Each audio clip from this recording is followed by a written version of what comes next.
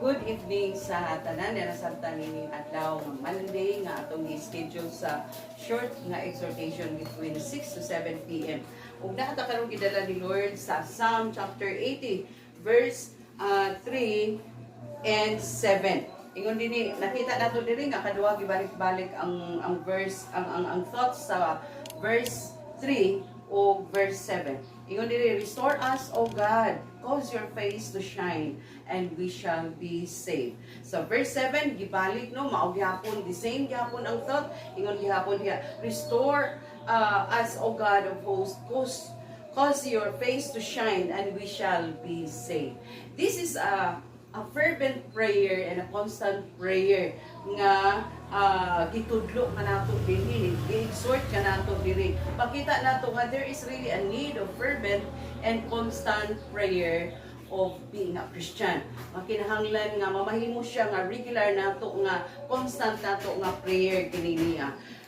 The first one, or firstly, makita nato din nga the need of fervent prayer for us to have a restoration, no, nga gikinahanglan nato nga naatay restoration sa atong gugma ngadto sa Dios, kay whether we agree it or not, ang atong gugma is slowly losing, declining ang atong gugma ngadto sa Ginoo. So there is a need of fervent and constant prayer for our restoration, for our love to be restored.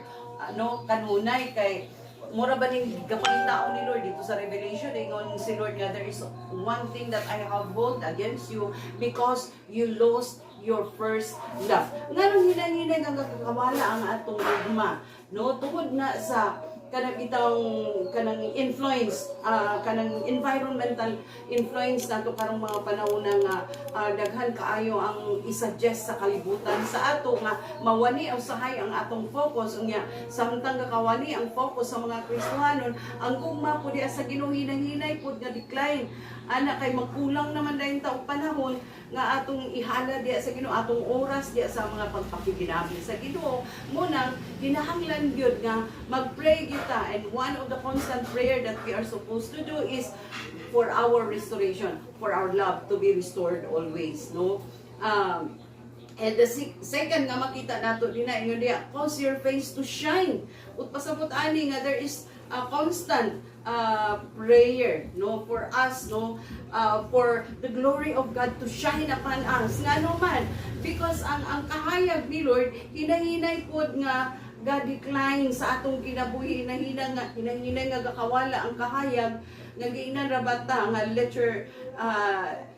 your light so shine upon men, no, so that they may know your Father and glorify your Father in heaven. So pero hinay-hinay ang kahayag nga ga-decline, hinay-hinay ang kahayag nga ga-disappearing, no. So muna, because every time we do wrong actions, every time we do wrong kaning words nga kanang gagawa sa atong mga wrong kaning mga decisions making, hinay-hinay gaka-grieve ang Holy Spirit sa atong kinabuhi. Munang naa nga kaning tungod kay hinay-hinay nga ga-disappear ang kahayag ni Lord nga shine upon us, kinahanglan nga we have to regularly or fervently, constantly pray unto God for His glory to continue to shine upon us. Muna siya ang ikaduha nga pasabot aning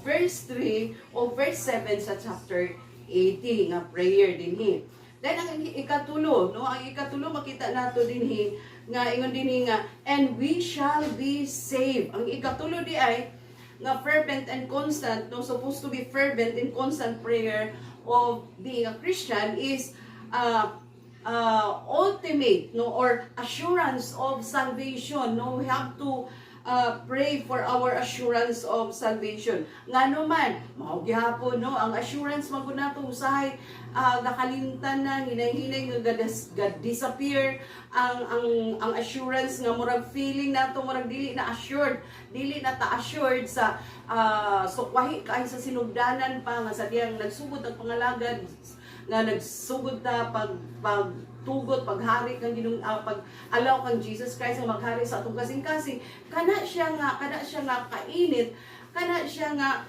kana nga assurance hinay nga gakawala kay gakawaton sa kaaway tungod kay busy ta sa daghan kaayo nga mga butang niini nga kalibutana.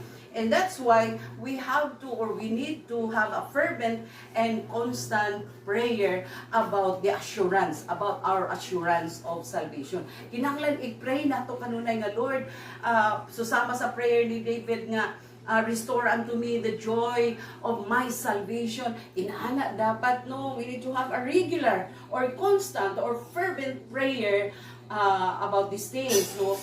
Kay aron nga ang atong Kristohanon nga kinabuhi padayon, o atong personal nga relasyon di kang Ginoong Hesus padayon nga kanang padayon nga magtubo, maglambo. So true na ako, no, there is a need of restoration of our love to God, which is supposed to be we need to have that fervent, constant, no, nga prayer about restoration of our love to God. And the second is we need to have a regular prayer, constant prayer, fervent prayer for the glory of God to continue to shine upon us. And the third is we have to have a regular or fervent or constant prayer about the assurance, about our assurance of salvation. Kinahanglan regular nato na nga iampo diya pangayoon kanunay sa Ginoo nga Lord, restore unto us, no, restore unto us. Amen. Nat kana tinakotlo karon sa mubo nga pag-share, pag-exhort sa pulong sa Ginoo nga nabasa nato dinhi sa Psalm chapter 80 verse 3 and 7